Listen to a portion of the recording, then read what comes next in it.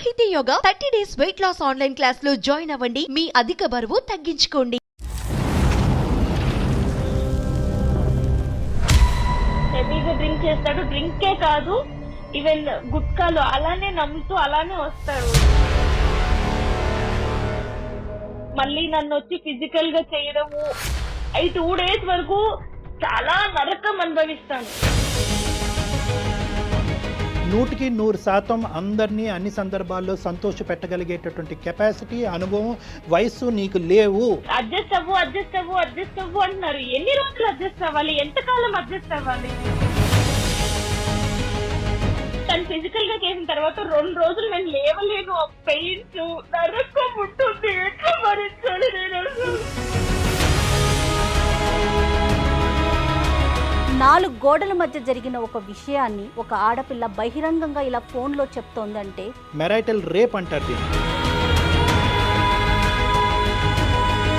ఇది సనాతనంగా మనకొస్తున్న ఆచార సాంప్రదాయాలు. నువ్వు అడ్జస్ట్ అయ్యి అక్కడే పడుండాలా? ఎంత నరకమైనా సరే ఇంకా పడుండాలా? అక్కడే చచ్చిపోవాలా? ఊరంతా నా గురించి ఇది తిరిగిపోతుంది కొన్నైతే చెప్పుకోలేము. అంత గలీజ్గా మా ఊరు మొత్తం ప్రచారం చేశారు. ఇలాంటి సైకో వ్యక్తులను అసలు మార్చుకోలేమా డాక్టర్ గారు? పెళ్లి చేస్తే కనుక సెట్ అయిపోతారు అనేటటువంటిది ఒకటి ఉందమ్మా. అది ఇంకొకళ్ళ నెత్తి మీద రుద్దటమే కదా డాక్టర్ గారు. ఎంత అన్యాయం కదా ఇది. ఇంట్లో కూడా అర్థం చేసుకోవట్లేదు. ఎవరికి చెప్పాలి? చచ్చిపోవాలని ఉంది నాకు. వెల్కమ్ టు అందమైన జీవితం. నమస్తే డాక్టర్ గారు. నమస్తే అమ్మా. జయ. డాక్టర్ గారు, అందమైన జీవితం అనే ఒక కొత్త కాన్సెప్ట్తో మనం ప్రజల ముందుకు వెళ్తున్నాము. వాళ్ళ సమస్యని మనకి మెయిల్ చేయమంటున్నాం, మనమే కాల్ చేస్తున్నాం. అయితే నేను 100ల్లో వస్తాయనుకున్నా, వేలల్లో వచ్చేస్తున్నాయి మెయిల్స్. అసలు హ్యాండిల్ చేయలేకపోతున్నాను కళ్యాణ్ గారు. నేనైతే వాటిలో ర్యాండమ్గా పిక్ చేస్తున్నానంటే ఒక దాని తర్వాత ఆ మెయిల్ యొక్క తీవ్రతను బట్టి, వాళ్ళ సమస్య యొక్క తీవ్రతను బట్టి కాల్ పిక్ చేసుకొని మీతో నేను మాట్లాడించే ప్రయత్నం చేస్తూ ఉన్నాను. డెఫినెట్గా ఎవరు ఫీల్ అవ్వద్దండి. ఖచ్చితంగా మీ అందరి మెయిల్స్ మేము మాట్లాడతాము. అందరి గురించి, అందరి సమస్యల్ని డిస్కస్ చేసే ప్రయత్నం అయితే చేద్దాం కళ్యాణ్ గారు. తప్పకుండా. అయితే బళ్ళారి నుంచి ఒక మెయిల్ చేశారండి. సువర్చల ఒక మంచి ఫ్యామిలీ నుంచి వచ్చిన అమ్మాయి, పెళ్ళయింది. భర్త మానసిక వేదనతో తను ఏం చేయాలో అర్థం కాక సూసైడ్ చేసేసుకోవాలి అనే ఒక నిర్ణయానికి వచ్చి మనకి మెయిల్ చేసింది. అంటే తను చెప్పుకోలేని సమస్యలతో బాధపడుతుందట. పెళ్ళై సంవత్సరమే అవుతోంది. ఒక రకంగా ఒక్క మాటలో చెప్పాలంటే నా భర్త సైకో అని పెట్టింది. మరొకసారి లైన్లో తీసేసుకుందాం. తప్పకుండా. ఏజ్ ఎంత? ఏజ్ 24 సువర్చల అండి? అవునండి. నేను సుమన్ టీవీ అందమైన జీవితం ప్రోగ్రామ్ నుంచి చేస్తున్నానండి. చెప్పండి. మీరు మాకు మెయిల్ పెట్టారు సువర్చల. అవునండి. మీ మెయిల్ గురించి నేను బ్రీఫ్గా ఆయనకి చెప్పాను. ఒక్కసారి మీరు కూడా మాట్లాడండి. అమ్మా సువర్చల, నమస్తే అమ్మా. నమస్తే అండి. నమస్తే అమ్మా. చెప్పమ్మా, నీ ప్రాబ్లం ఏంటో కొద్దిగా చెప్పమ్మా. అంటే నేను హ్యాపీగా జాబ్ చేసుకుంటూ ఉంటే ఇంట్లో వాళ్ళు పెళ్లి సంబంధం చూసారు కదా, ఇంట్లో వాళ్ళ ఇష్ట ప్రకారం పెళ్లి చేసుకున్నాను. మా ఫ్యామిలీ వచ్చేసి బెల్లారిలో ఉంటారండి, చాలా లాంగ్. కానీ మేము జాబ్ ఇక్కడ చేస్తాం కాబట్టి హైదరాబాద్ లో హస్బెండ్ తో పాటు ఉన్నాను. ఓకే. బట్ పెళ్ళైనప్పటి నుంచే ఇంకా డైలీ వచ్చి టార్చర్ చేయడము, కొట్టడము, లేట్ నైట్ ఇంటికి రావడము, అది ఇంకా ఇది చెప్పొచ్చో లేదో తెలియదు కానీ అసలు భార్యకి నాతో ఫిజికల్ గా కలవడం ఇష్టమో లేదో అని కూడా కనుక్కోడు. ఫిజికల్ గా వచ్చి సినిమాలో చూపిస్తారు కదా రేప్ చేసినట్టు, వచ్చి బలవంతంగా చేసేవాడు. ఈవెన్ ఎంత టార్చర్ ఉండడంటే తను గుట్కాలు, సిగరెట్లు అన్ని తాగి అవి నములుకుంటూనే నాతో ఉండేవాడు. అది ఎవరికి చెప్పుకోవాలో కూడా అర్థం కాకపోయేది. సువర్చల ఇంట్లో ఎవరెవరు ఉంటారండి? హైదరాబాద్ లో ఉన్నప్పుడు నేను మా వారు మాత్రమే ఉండేవాళ్ళము. ఇంకా నైట్ ఏ టైం పడితే ఆ టైం ఫ్రెండ్స్ ని తీసుకొచ్చి నాకు అది వండి పెట్టు, ఇది వండి పెట్టు, నువ్వు ఇప్పుడు చేస్తావా లేదా. మ్యారేజ్ కి ముందు ఇతని గురించి నీకు ఎంత అవగాహన ఉందమ్మా? అంటే పెళ్లికి, ఎంగేజ్మెంట్ కి, పెళ్లి చూపులకి మధ్యన ఎంత గ్యాప్ ఉందమ్మా? అంటే మా ఎంగేజ్మెంట్ కూడా అవ్వలేదన్నమాట. ముహూర్తాలు పెట్టుకున్నారు, ఎంగేజ్మెంట్ వద్దు అని చెప్పి డైరెక్ట్ గా పెళ్లి చేశారు. యాక్చువల్లీ ఇంకో విషయం ఏంటంటే అతనికి పెళ్లికి ముందే ఒక ఎంగేజ్మెంట్ క్యాన్సిల్ అయిపోయిందంటే, ఎంగేజ్మెంట్ అయిపోయిన తర్వాత పెళ్లి క్యాన్సిల్ అయిపోయింది. ఆ విషయం ఊర్లో వాళ్ళందరికీ తెలుసు కానీ మాకు చెప్పలేదు. అంటే అబ్బాయి ఏమన్నా ఇప్పుడు మేము అడిగితే అబ్బాయి మంచోడే అనుకున్నామమ్మా, ఇంత దారుణంగా చేస్తాడని అనుకోలేదు మేము. ఎవరిని అడిగారు సువర్చల మీరు? అంటే అబ్బాయిది మాది ఒకటే ఊరు. అంటే ఈ కోవిడ్ లాక్డౌన్ వల్ల మేము ఇంటికి వెళ్ళిపోవాల్సి వచ్చింది. అక్కడే ఉంటున్నాము. వాళ్ళు మేము ఒకటే ఊరు, అంటే పక్క వీధి, అంటే కొంచెమే గ్యాప్ అన్నమాట వాళ్ళ ఇంటికి మా ఇంటికి. ఓకే. ఏం చేస్తుంటాడు అతను? Software engineer. ఓకే. మీ ఇద్దరు ఏజ్ గ్యాప్ ఎంతమ్మా? నువ్వు 24 అన్నారు, అతను ఎంత వయసు? నాకంటే 1 year పెద్ద. ఓకే, 1 year పెద్ద. ఇంతకుముందు అతను ఎంగేజ్మెంట్ మ్యారేజ్ వరకు కూడా ఎందుకు వెళ్ళలేదు అన్నది మనకి ఏమైనా ఇప్పటికైనా ఏమైనా తెలిసిందమ్మా? ఏమైనా ప్రత్యేకమైనటువంటి కారణాలు ఏమైనా ఉన్నాయా? అదేంది చెప్పలేదన్నమాట. అంటే మాకు తెలిసింది ఎప్పుడు నాకు ఇదంతా అవుతుంది, నేను ఇంటికి వెళ్ళిన తర్వాత మాకు ఇష్యూస్ అవుతున్నాయని తెలిసిన తర్వాత అప్పుడు వేరే చుట్టాలు వచ్చి ఇట్లా అయ్యిందంట అని చెప్పారు. అయితే మా పేరెంట్స్ అడిగారు అనమాట, ముందు చెప్పుంటే మేము చేసేవాళ్ళం కాదు కదమ్మా, మరి ఎందుకు చెప్పలేదు ముందు అని వాళ్ళు అడిగారు. వాళ్ళు ఏం చెప్పలేదు మాకు. మ్యారేజ్ అయినటువంటి అంటే ఫస్ట్ ఫ్యూ డేస్ నుంచి ఈ యొక్క డిఫరెన్స్ కనిపించిందా, లేదంటే ఒక 2-3 నెలల తర్వాత మొదలు పెట్టాడా? ఆస్తిపాస్తుల గొడవలు కానీ కట్న కానుకల విషయాల్లో ఏమన్నా గొడవలు ఉన్నాయా? ఇంకేమన్నా అలాంటివి ఏమైనా ఉన్నాయమ్మా? అంటే స్మూత్ గానే ఫ్యూ నడిచిందా? డేస్ నుంచే స్టార్ట్ చేశాడు. బట్ హైదరాబాద్ లో ఉన్నాం కదా, పేరెంట్స్ కి చెప్పి బాధ పెట్టడం ఎందుకని నేను అడ్జస్ట్ అవుతూ వచ్చాను. ఇంకా లాక్డౌన్ వల్ల ఇంటికి వెళ్ళడము, పక్కనే ఉండడము, ఎవరైనా ఇంటికి వచ్చినప్పుడు అమ్మగారి ఇంటికి వెళ్తే ఫోన్ చేసి నువ్వు మీ అమ్మగారి ఇంట్లోనే ఉంటావా రావా అని చెప్పి ఇంటికి వెళ్ళిన తర్వాత కొట్టడము, ఇవన్నీ చేసేవాడు. ఇంట్లో అప్పటికి నేను చెప్పలేదు, కానీ ఒక ఇష్యూ వల్ల నేను అతనితో నన్ను బాగా కొట్టడం వల్ల నేను ఇంటికి వచ్చేసాను. ఇంటికి వచ్చిన తర్వాత 3 months అయినా సరే నాకు ఒక కాల్ కానీ మెసేజ్ కానీ ఏమీ లేదు. కనీసం వస్తావా ఇంటికి అని కూడా అడగలేదు. దాని తర్వాత నేను ఇంకా మళ్ళీ వెళ్ళి ఇంకా పేరెంట్స్ ఏంటంటే మనము బ్రాహ్మణ్స్ కదమ్మా, మనము ఇట్లా రాకూడదు, నువ్వు ఎంతైనా అడ్జస్ట్ అయి ఉండాలి, తప్పదు అని చెప్పి మాట్లాడుతున్నారు. ఇంట్లో ఉంటే నువ్వు వెళ్ళు అని చెప్పి వాళ్ళు బరువుగా ఫీల్ అవుతున్నారు. అక్కడికి వెళ్తే టార్చర్, ఇప్పుడు మెంటల్ గా టార్చర్, ఫిజికల్ గా టార్చర్. అరే ఇష్టం లేకుండా ఎవరు ముట్టుకున్నా మనకి ఉంటది, భర్త కూడా ఇష్టం లేకుండా ముట్టుకుని టార్చర్ చేస్తుంటే ఎలా ఉండాలి నేను? కాదు సువచ్చల, మీ మీద అతనికి ఏదైనా అనుమానం ఉన్నట్లుగా మీకు తెలిసిందా ఎక్కడైనా? ఆ కోణం ఏమన్నా ఉందా? అనుమానం అన్నట్టు ఏం బిహేవ్ చేయడు. వస్తాడు ఇంకా తన ఇష్టం అన్నమాట, నాకు ఇది కావాలి, నువ్వు చేస్తావా లేదా అంతే. ఇంకా ఎందుకు చేస్తున్నావు అంటే నా ఇష్టం. డ్రింక్ ఇలానే చేస్తాడు, మాట్లాడతాడు. డ్రింక్ చేస్తాడు, హెవీగా డ్రింక్ చేస్తాడు. డ్రింకే కాదు, ఈవెన్ గుట్కాలు అలానే నమ్ముతూ అలానే వస్తాడు ఇంట్లోకి. అసలు నాకు సిగరెట్ ఎవరైనా దూరంగా తాగుతుంటే కూడా అలా అసలు అక్కడ ఉండను, ఆ చుట్టుపక్కల కూడా ఉండను. అలాంటి నా స్మెల్ మళ్ళీ నన్ను వచ్చి ఫిజికల్ గా చేయడము, 2 days వరకు చాలా నరకం అనుభవిస్తాను.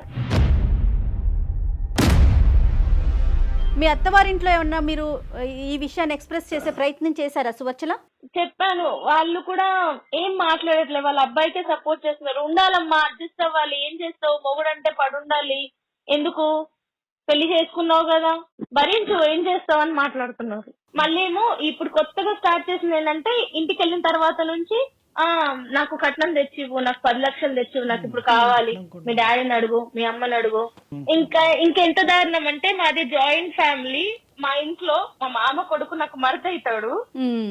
నువ్వు మా మామ కొడుకుతో తిరుగుతున్నావు, చెట్టా పట్టాలు వేసుకుంటున్నావు, వాటితో ఏం చేస్తున్నావు అని కొత్తగా ఇప్పుడు స్టార్ట్ చేశాడు. కాదు డాక్టర్ గారు, ఇప్పుడు సువర్చల చెప్పిన దాన్ని బట్టి వింటుంటే అన్ని లక్షణాలు కనిపిస్తున్నాయి అతని వైపు. ఒకవైపు మనం కనుక వింటున్నాం కాబట్టి నీ సైడ్ నుంచి ఏదో ఒక ప్రొవోకింగ్ ఇష్యూ వల్ల మనిషి ఇలా మారినట్టు అనిపిస్తుందా, లేదా నేచరే మనిషిది ఇలాంటిది అంటారా? అసలు ఏమి చేయలేదు. పెళ్లి వరకు హ్యాపీగా పెళ్ళయింది, ఎంత హ్యాపీగా ఉంటది అనే సెన్స్, అంటే ఇంట్లో ఇష్టమైన పెళ్లి నేను చేసుకున్నాను, హ్యాపీగా ఉందాము, హ్యాపీగా లీడ్ చేద్దాము అనే సెన్స్ లో నేనున్నాను. కానీ అయిన తర్వాత మొత్తం నా లైఫ్ అనేది చేంజ్ అయిపోయింది. అడ్జస్ట్ అవ్వు అంటున్నారు. ఎన్ని రోజులు అడ్జస్ట్ అవ్వాలి, ఎంతకాలం అడ్జస్ట్ అవ్వాలి? నువ్వు మానసికంగానే కాదు, ఫిజికల్ గా, శారీరకంగా కూడా నన్ను హింసిస్తూ ఉంటే ఎన్ని రోజులు భరిస్తాము? ఎట్లా అంటే తను ఫిజికల్ గా చేసిన తర్వాత 2 రోజులు నేను లేవలేను, పెయిన్స్ నరకం ఉంటుంది, ఎట్లా భరించాలి? ఊరుకోండి సువచ్చల. ఇంట్లో కూడా అర్థం చేసుకోవట్లేదు, ఎవరికి చెప్పాలి? చచ్చిపోవాలని ఉంది నాకు. కానీ మీ ప్రోగ్రామ్ చూసి ఒక్కసారి మిమ్మల్ని అడుగుతాము, ఏం చెప్తారు అని చెప్పి ఫోన్ చేశాను. చచ్చిపోవటం, ఆత్మహత్య అనేటటువంటిది సొల్యూషన్ కాదు. నువ్వు చాలా చిన్న అమ్మాయివి, నీ జీవితాన్ని నువ్వు ఏ విధంగా సరిదిద్దుకోగలవు అనేటటువంటిది, లేదంటే ఏ దారిలో వెళ్తే కనుక నీకు సరైనటువంటి సొల్యూషన్ అందుబాటు అవుతుందని అందమైన జీవితం ఖచ్చితంగా ఆ మార్గాన్ని చూపెట్టే ప్రయత్నం చేస్తుందమ్మా. కానీ ఇంకా ఏమన్నా ఉందమ్మా అంటే సర్దుకుపోయి దిద్దుకుని ముందుకెళ్ళిపో అని చెప్పేటటువంటి వాళ్ళకు కాకుండా నీ మనసు, లేదంటే అంటే మీ పేరెంట్స్కి ఆ మనసు లేదు అనేటటువంటి అభిప్రాయం నాకు లేదు, కానీ వాస్తవానికి నీ యొక్క సిచ్యువేషన్ ఎగ్జాక్ట్గా అర్థం చేసుకుని ఈ విధంగా ఉండు అని సపోర్ట్ చేసేటటువంటి స్నేహితులు కానీ. మీరు ఒక మాట చెప్పండి, నా తల్లిదండ్రుల ముందే నన్ను వాడు కొట్టిండు, అవునమ్మా, దారుణంగా కొట్టి తోసి పడేసిన వాడు, వాళ్ళు లేనప్పుడు నన్ను ఎలా చూసుకుంటాడు వాళ్ళకి తెలియదా? అయినా కానీ మన ఊరే అంటే మా పక్కనే కదా, ఊర్లో అందరికి తెలుసు కదా మీకు పెళ్ళయిందని చెప్పి, నువ్వు ఇంకా వాడితోటే ఉండాలి నువ్వు అని అంటే నేను ఎలా బతకాలి, నేను ఎలా ఉండాలి వాడితోటి? ఇటు తల్లిగారు ఆదరయ్యారు, అటు అత్తగారు ఆదరయ్యారు, నేను ఏమైపోవాలి? మీరేం చదువుకున్నారు సువర్చల? బీటెక్ చదివాను. జాబ్ చేయాలి అనే ఆలోచన ఏమైనా ఉందా? అంటే మీ ఇంట్లో జాబ్కు పంపించే ఆలోచన వాళ్ళకి పేరెంట్స్ అసలు ఉందా? బిఫోర్ మ్యారేజ్ పెళ్లి ముందు వరకు చేశాను, పెళ్లి తర్వాత కూడా చేశాను. ఓకే. మధ్యలో ఇంకా ఈయనకి కష్టం అవుతుంది, నాకు ఎవరు వండి పెడతారు అని వాళ్ళ మదర్ కొంచెం చెప్పడం వల్ల జాబ్ మానేసి ఇంట్లోనే నేను ఉన్నాను. ఓకే. ఇంట్లోనే ఉన్నాను. అమ్మ మీరు ఎంతమంది అమ్మా? అక్క చెల్లెలు ఎంతమంది అమ్మా మీరు? నేను ఇద్దరం అండి. మీరిద్దరే. మరి నీకేమన్నా అనిపించిందమ్మా అంటే నీ పెళ్లి చేసేటటువంటి దాంట్లో కొద్దిగా ఎంక్వైరీస్ కానీ, లేదంటే కొద్దిగా క్షుణ్ణంగా విశ్లేషించిన తర్వాత ఒక అబ్బాయిని వెతికి పెళ్లి చేసినట్టుగా నీకు అనిపించిందా? ఎందుకు ఇద్దరు అమ్మాయిలు ఉండేటటువంటి చోట ఎందుకు ఈ తొందరపాటు? అంటే ఇన్ని క్యారెక్టర్స్ ఒక మనిషిలో. నేను అడిగాను, వాళ్ళు అడిగారు, మేమంతా చూసి ఆరాధేసి, మరి పెద్ద ఫ్యామిలీ కదా, అందరూ కనుక్కున్న అబ్బాయి మంచోడే, చుట్టుపక్కల వాళ్ళే అందరూ చెప్పారు. ఇప్పుడు ఎంత దారుణం అయిపోయిందంటే అబ్బాయి గురించి తెలిసి కూడా వాళ్ళే ఇప్పుడు నన్ను అంటున్నారు. అంటే ఈ అబ్బాయి ఏం చేశాడంటే, నేను ఇప్పుడు వేరే వాళ్ళని ఏమైనా పెళ్లి చేసుకుంటానేమో తనకి డైవర్స్ ఇచ్చి అని చెప్పి ఊరంతా నా గురించి ఇది తిరిగిపోతుంది, మొగుడుతో సరిగ్గా ఉండదు, ఎంత గలీజ్ కొన్నైతే చెప్పుకోలేము, అంత గలీజ్ గా మా ఊరు మొత్తం ప్రచారం చేశాడు. కానీ కళ్యాణ్ గారు ఇక్కడ చూడండి, వాళ్ళే వచ్చి నన్ను చెడుగా అంటున్నారు. ఓకే, వాళ్ళ పేరెంట్స్ తప్పిదం అనేది ఎంత స్పష్టంగా కనిపిస్తోంది. ఈ రోజుల్లో అబ్రాడ్ లో ఉండే వాళ్ళ ఫ్యామిలీలే పూర్తిగా ఎంక్వైరీలు చేసి ముందు వెనక ఆలోచించి పెళ్లిళ్ళు చేస్తున్నారు కదా. పక్క సందులో ఉన్న అబ్బాయి గురించి ఎంక్వైరీ చేసుకోకుండా ఆడపిల్లని ఇచ్చేస్తున్నారు. తల్లిదండ్రులు విశ్లేషణ చేయలేదా అనేటటువంటిది ఒక ఎత్తు. యూజువల్గా ఏంటంటే ఈ టైప్ ఆఫ్ పర్సనాలిటీస్ సమాజంలో 2 నుంచి 4% ఉన్నారమ్మా. 2 to 4% మంది ఉన్నారు. వీళ్ళు బయటకు దేవుళ్ళ కనిపిస్తూ ఉంటారు, ఇంట్లో దెయ్యంలాగా రాక్షసులాగా ప్రవర్తిస్తారు. ఎలా మారిపోతారు? సో బయటికి అంటే బయటికి కనిపించేదే సమాజం నమ్ముతుంది.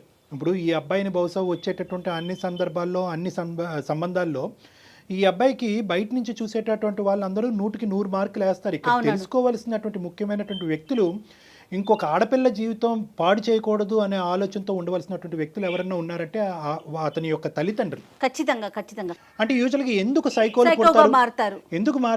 ఎందుకంటే కనుక అతను బయటకి ఇచ్చేటటువంటి లుక్ అది ఇంటర్నల్ గా ఉండేటటువంటి వ్యక్తిత్వం డిఫరెంట్ గా ఉంటుంది. వీళ్ళని స్ప్లిట్ పర్సనాలిటీస్ అంటూ ఉంటారు. మంచి చూస్తే కూడా అలా ఉండడు, చాలా అమాయకంగా ఉంటాడు. ఎందుకంటే సింపుల్ గా చెప్పాలంటే కూడా నమ్మకం కూడా చెప్తే కూడా అంత అట్లా ఉన్నాడా? ఎవరు నమ్మలేని పరిస్థితి.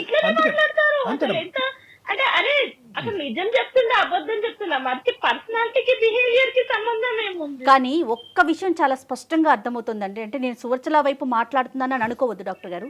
4 గోడల మధ్య జరిగిన ఒక విషయాన్ని ఒక ఆడపిల్ల బహిరంగంగా ఇలా ఫోన్లో చెప్తోంది అంటే తను ఎంత మానసిక క్షోభ అనుభవిస్తోందో అర్థమవుతోంది కదా మనకి. అందులో డౌటే లేదమ్మా. అంటే సువర్చల ఇప్పుడు ఉండేటటువంటి డిప్రెషన్ అనొచ్చు, లేదంటే ఎందుకు ఇలా బ్రతుకుండాలి. ఎందుకంటే తన సిచ్యువేషన్ ఏంటంటే చాలా మంది ఆడపిల్లలు ఈ పొజిషన్లో ఉన్నప్పుడు తల్లిదండ్రులు ముందుకు వస్తారు. అమ్మ నీకు నచ్చకపోతే కనుక అల్లారు ముద్దుగా నేను పెంచుకున్నావమ్మా, పెళ్ళే ముఖ్యం కాదు, ఇలాంటి అయిపోయింది.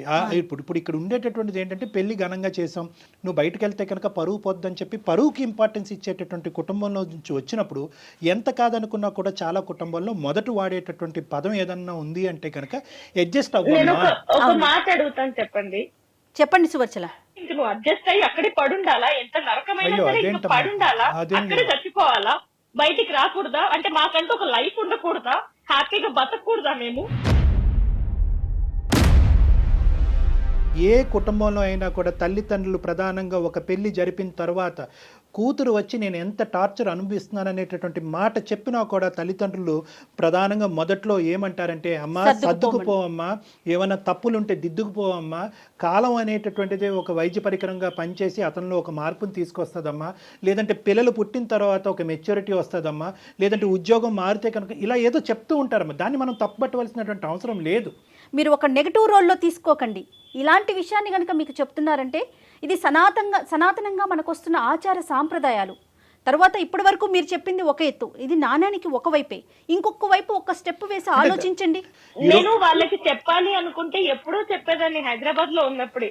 అది కూడా వాళ్ళకి నేను చెప్పకుండానే మా హస్బెండ్ ద్వారానే, ఎవరైతే ఇప్పుడు నన్ను ఇంత టార్చర్ చేస్తున్నారో తన ద్వారానే మా ఇంట్లోనే తెలిసింది వాళ్ళకి. అంటే నన్ను అంత టార్చర్ చేసిన విషయం వాళ్ళు కళ్ళారా చూసిన తర్వాత కూడా ఎట్లా ఉండమని చెప్తారు. చూసారు, అప్పుడు అడిగారు నన్ను, ఏంటి ఇప్పుడు ఒక్కసారి ఉందా, ఎప్పటి నుంచి ఉండంటే నేను మీకు చెప్పలేదు అని కూడా చెప్పాను. ఇలాంటి సైకో వ్యక్తులను అసలు మార్చుకోలేమా డాక్టర్ గారు? మార్పు తీసుకురాలేమా మనం? సైకోలు అసలు ఎందుకు పుడతారు, ఎందుకు ఇలా వ్యవహరిస్తారు అంటే కనుక ఖచ్చితంగా చాలా వరకు ఈ 2 నుంచి 4% పాటు ఉండేటటువంటి వ్యక్తులకి ప్రధానమైనటువంటి కొన్ని లక్షణాలు ఉంటాయి. ఒకటి ఏంటంటే వీళ్ళకి తాగుడు అనేది ఒకటి ఉంటుంది. సో ఆ తాగుడు ఏంటంటే వాళ్ళలో ఉండేటటువంటి విచక్షణ అనేది పోతుంది. ఆల్రెడీ వాళ్ళకి సైకోయిజం అంటే కనుక విచక్షణ అనేటటువంటి తక్కువ స్థాయిలో ఉంటుంది కాబట్టి డ్రింక్ చేస్తే ఇంకా అది పూర్తిగా పోతుంది. 2 చెడు వ్యసనాలు, చెడు స్నేహాలు, చెడు ఆలోచన శైలి, ఈ 3 కంటెంట్ ఉంటాయి. ఈ 3 కంటెంట్ చాలా వరకు ఏంటంటే పెరిగిన వాతావరణం, పెంపకం అని అంటూ ఉంటారు. ఎందుకు నేను ఇక్కడ పెంపకం అనే మాట అంటున్నానంటే కనుక ఇప్పుడు సువర్చల చెప్పినటువంటి ఈ గుణాలన్నీ కూడా, ఈ లక్షణాలన్నీ కూడా బహుశా తల్లిదండ్రులు చూడలేదంటారా? వాళ్ళ అబ్బాయిలు ఇన్ని సంవత్సరాలు చూడలేదంటారా? ఖచ్చితంగా చూస్తుంటారు. కానీ మన సంప్రదాయంలోని లేదంటే మన యొక్క దాంట్లో ఏంటంటే అబ్బాయికి కానీ లేదంటే కొన్ని సందర్భాల్లో అమ్మాయికి కానీ ఒక చెడు వ్యసనం కానీ, చెడు అలవాట్లు కానీ, చెడు పద్ధతులు కానీ, మానసిక పరిస్థితులు కానీ ఇలాంటివి ఉంటే కనుక పెళ్లి చేస్తే కనుక సెట్ అయిపోతారు అనేటటువంటిది ఒకటి ఉందమ్మా. అది ఇంకొకరు నెత్తి మీద రుద్దటమే కదా డాక్టర్ గారు? అంతే. ఎంత అన్యాయం కదా ఇది. అర్ధరాత్రి పూట వచ్చి ఫ్రెండ్స్ తీసుకొచ్చి చికెన్ వండు అంటాడు. చికెన్ ఉండదు ఇంట్లో, చికెన్ వండు అంటాడు. వాళ్ళ ఫ్రెండ్స్ ముందే నాతో గలీజ్ గా బిహేవ్ చేస్తారు. ఇప్పుడు ఫ్రెండ్స్ ముందే ఒక హస్బెండ్ వాళ్ళ వైఫ్ తో ఇట్లా బిహేవ్ చేస్తుంటే వాళ్ళు నాతో ఎట్లా బిహేవ్ చేస్తారనే ఒక్కసారి కూడా ఆలోచించలేదు. అంటే వాళ్ళు ఎలా చూస్తారు అన్నప్పుడు. ఇప్పుడు ఒక శాడిజము, సైకోయిజము, టార్చరిజం అనేటటువంటి పదాలకు సంబంధించినటువంటి అన్ని బాక్సులు మా చేత టిక్ పెట్టించామమ్మా. ఈ రోజు ఏదో ఒక యాంగిల్ అంటే కనుక ఈ ప్రయత్నం చేద్దాం, ఆ కౌన్సిలింగ్ చేద్దాం, మనిషిని మారుద్దాం, మనిషిని మా దగ్గర తీసుకురండి, లేదంటే నువ్వు ఇలా వ్యవహరించమ్మా అని చెప్పచ్చు. కానీ ఈరోజు నువ్వు ఉండేటటువంటి దుస్థితి ఎలా ఉందంటే ఇమోషనల్ అబ్యూస్ ఉంది, మానసికంగా చంపేస్తున్నాడు. ఈ అమ్మాయి కరెక్ట్ కాదని చెప్పి ప్రచారం చేస్తున్నాడు, ఈ అమ్మాయి క్యారెక్టర్ కరెక్ట్ కాదని మానసికంగా హింసిస్తున్నాడు. సెక్షువల్గా అంటే భార్యాభర్తలకు సంబంధించినటువంటి సంబంధంలో ఈ అమ్మాయిని మెరైటల్ రేప్ అంటారు దీన్ని. ఇప్పుడు ఆ అమ్మాయి చెప్పింది ఏంటంటే ఫిజికల్ అబ్యూస్ కూడా, అంటే చిన్న వాటికి నామే చేయి చేసుకుంటున్నాడు. అంటే ఇక్కడ మనం ఈరోజు ఇక్కడ కూర్చుని బహుశా సువర్చల తన భర్తకు సంబంధించినటువంటి కొన్ని మంచి విషయాలు చెప్పట్లేదేమో అని అనుకోవటానికి ఒక అవకాశం ఉంది. కానీ ఎన్ని చెప్పినా కూడా ఇన్ని గుణాల ముందు అతని యొక్క మానసిక పరిస్థితి, అతని వ్యక్తిత్వం చాలా పూర్తిగా దిగజారినట్టు. అయితే ఒక్కటన్నా మంచి లక్షణం ఏమన్నా చెప్పగలుగుతారా సువర్చల మీరు అతని వైపు నుంచి? అంటే ఏమీ లేదు. పెళ్ళైనప్పటి నుంచి మేము కలిసి ఉన్నప్పటి నుంచి నాకు రోజు ఏడుపు, ఎవ్వరికి, ఎందుకంటే ఇద్దరమే ఉండేది. ఊర్లో అమ్మ వాళ్ళు ఉన్నారు, వాళ్ళకి ఫోన్ చేసి చెప్పలేను, ఏ ఫ్రెండ్ కి చెప్పలేను, ఎవ్వరికి చెప్పక నేను నరకం అనుభవించి, నిజంగా అందరు అంటారు కదా లాక్డౌన్ కొందరికి నష్టం చేసిందని చెప్పి, నాకు నిజంగా మేలు చేసింది. ఎందుకంటే లాక్డౌన్ వల్ల నేను మా అమ్మ వాళ్ళ ఇంటికి వెళ్ళాను, అతని గురించి నిజం తెలిసింది. అయినా కూడా నాకు కష్టాలు అనేవి తప్పలేదు. నేనేం చేయాలి? ఇక నాకు చావేనా గతి. లేదు సువర్చల, అసలు ఎప్పటికీ అలాంటి ఆలోచనే పెట్టుకోవద్దు దయచేసి. Suvarchala, without any second thought get out of this marriage అమ్మా, come out of this marriage. ఎందుకంటే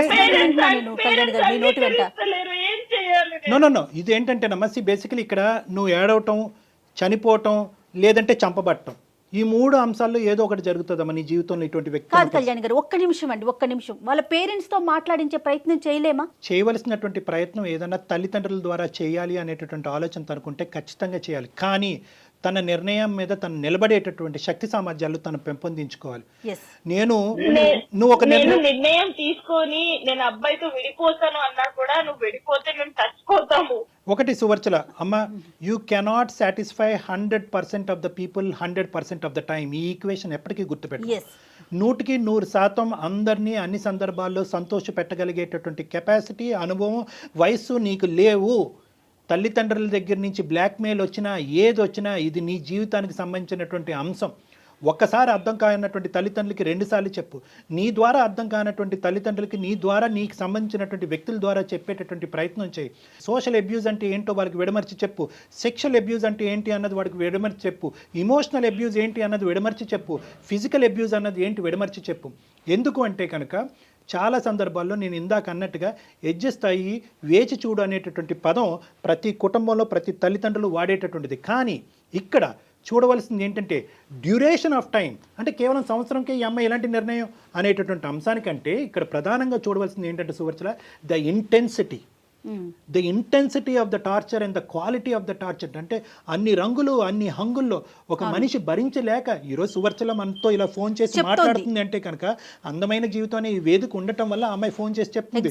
లేదంటే ఈ అమ్మాయి ఈ రోజు ఇంకో ఆత్మహత్య ధోరణం ఇంకో పనికి పూనుకోలేదు అనేది గ్యారంటీ లేదు కదా. అవును అవును. మీ సొల్యూషన్ ఏం చెప్తారు ఫైనల్ గా చెప్పండి. Know the thing is Suvarchala ఇక్కడ సొల్యూషన్ ఈజ్ స్ట్రైట్ ఫార్వర్డ్ అమ్మా. ఇక్కడ ఏంటంటే అన్ని కెపాసిటీస్లో అన్ని విధాలుగా అమ్మ సువర్చల ఆర్ యూ దేర్? ఉన్నాను. ఓకే అమ్మ, నువ్వు గుండె నిబ్బరం చేసుకుని ధైర్యంగా ఉండమ్మా. ఎందుకంటే ఈరోజు నీకు బోల్డ్ అంత భవిష్యత్తు ఉంది. నీకేమి బరువు బాధ్యతలు రెస్పాన్సిబిలిటీస్ అంటూ ఏమీ లేవు. మీ ఇద్దరు లక్కీగా నువ్వు ఏదైనా సంతోషపడవలసినటువంటి అంశం ఉంది అంటే కనుక సంవత్సరం అయిన తర్వాత ఇప్పటికీ నువ్వు ప్రెగ్నెంట్ కాకపోవడం అన్నది నువ్వు చేసుకున్నటువంటి అదృష్టం. లేదంటే ప్రెగ్నెన్సీ అదే హ్యాపీ ఫీల్ అవుతాను. బట్ నేను కంప్లీట్ బ్లాంక్ అయిపోయాను. నా మైండ్ అనేది పని చేయట్లేదు. అందుకే నేను మీకు మెయిల్ చేశాను. నేను ఏంటి అర్థం కాక అసలు చాలా చాలా మంచి పని చేశారు సువచ్చల. నిజం చెప్తున్నాను కదా. ఎందుకంటే ఇప్పుడు కళ్యాణ్ గారు చెప్పినట్లుగా డెఫినెట్ గా ఒక పాజిటివ్ డెసిషన్ తీసుకోండి. మీరు చదువుకున్నారు, సొసైటీ ఏంటో మీకు తెలుసు, ఫ్రెష్ గా స్టార్ట్ చేసేయండి. అంతేగాని వీళ్ళేమనుకుంటారో వాళ్ళేమనుకుంటారో ముందు వెనక ఆలోచించొద్దు. మీ జీవితం మీ చేతుల్లోనే ఉంది. మీరు ఇంకా చిన్న వయసులోనే ఉన్నారు. ఇది ఒక పీడకల్లా మర్చిపోవాలి అనేటటువంటి ఉద్దేశం మా అందరికీ ఉంది. కాబట్టి ఎటొచ్చి మీకు ఏదైనా అడ్డం ఉంది అంటే కనుక ఏ విధంగా మీ తల్లిదండ్రుల్ని కన్విన్స్ చేయాలి అన్నది ఒక్కటే ఇక్కడ మీ సమస్య. కాబట్టి మీరు ఇమోషనల్గా ఉన్నారు. చాలా ఇమోషనల్గా ఉండటం వల్ల ఏమవుతున్నారంటే మీరు అనుభవించినటువంటి కంటెంట్ ఏదైతే ఉందో అది మీ పేరెంట్స్కి సరిగ్గా కమ్యూనికేట్ చేయలేకపోతున్నారేమో. కన్ఫ్యూజ్. వయసు చిన్నదమ్మా, అనుభవం చిన్నది. ఒక సంవత్సరం అన్ని రకాలుగా చెప్పాను, వినట్లేదు. ఇప్పుడు వాళ్ళు వినకపోతే నేనేం చేయాలి? ఇంకెంత పచ్చిగా చెప్పాలి? పేరెంట్స్ కి ఎవరైనా అంత పచ్చిగా చెప్తారా? అరే నా మొగుడు ఇలా చేస్తున్నాడు అని చెప్పి ఎవరైనా చెప్పుకుంటారా? ఆయన చెప్పినా కూడా వినట్లేదు. అమ్మ ఇక్కడ ఏదన్నా కూడా you have to take a stands అమ్మ. నేను సింపుల్గా చెప్తున్నాను, నువ్వు గుండె నిబ్బరం చేసుకుని ధైర్యంగా ఉండు. తల్లిదండ్రులకు చెప్పేటటువంటి విధాలుగా అన్ని విధాలుగా నువ్వు ప్రయత్నం చేయి.